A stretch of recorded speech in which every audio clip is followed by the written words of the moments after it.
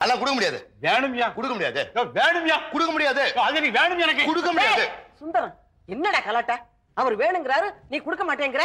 வேணுங்கிறத குடுக்கறதா தானே நம்ம கலப்பு நடத்துறோம். ஆச்சி அவர் என்ன வேணும் கேக்குறாரு தெரியுமா? என்னத்த கேட்டாரு? உசுரையா கேட்டுட்டாரு. சும்மா இருங்க ஆச்சி. என்ன வேணும் கேட்டா அந்த போர்டு வேணும் கேக்குறாரு. கேட்டி கொடுத்துருவா.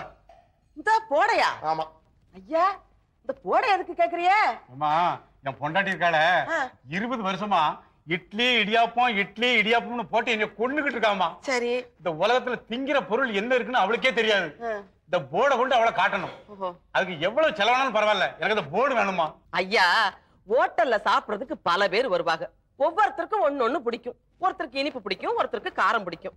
அதனாலதான் நாங்க இப்படி விதவிதமா பண்ணி வச்சிருக்கிறோம். நாக்கு ருசிக்கு தாயா ஹோட்டலு, உடம்புக்கு ஒத்துக்கிறத வீடு தான் பண்ணி கொடுக்கும்.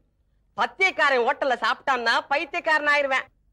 ஐயா அந்த போர்டுல இருக்க பலகாரத்துல உங்களுக்கு என்ன வேணும்? உருளைக்கிழங்கு போண்டா, அது வாய்வில்லா. வாழைக்காய் பச்சி, அது என்னல்ல, நெய் ரோஸ்ட், அதே கொழுப்பு. யாருக்கு? எனக்கா? கொழுப்பு யாருக்குன்னு இப்ப தெரியுது. அப்ப உங்களுக்கு என்னதான் பிடிக்கும்? எனக்கு இட்லி இடியாப்பம் தான் பிடிக்கும். அதானே ஆவில வேவுது. டாக்டரே சொல்லியிருக்கான் உடம்புக்கு அதான்டா நல்லது, அதை சாப்பிடுன்னு.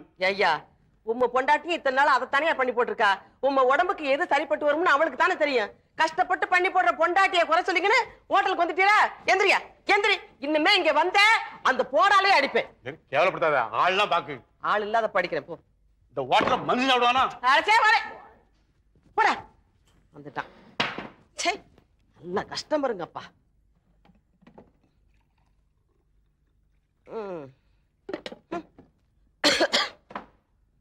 அப்பா கஸ்டமர் வந்திருக்காங்க, என்ன வேணும்னு கேளுங்கடா. அந்த போர்டு தான் வேணும்.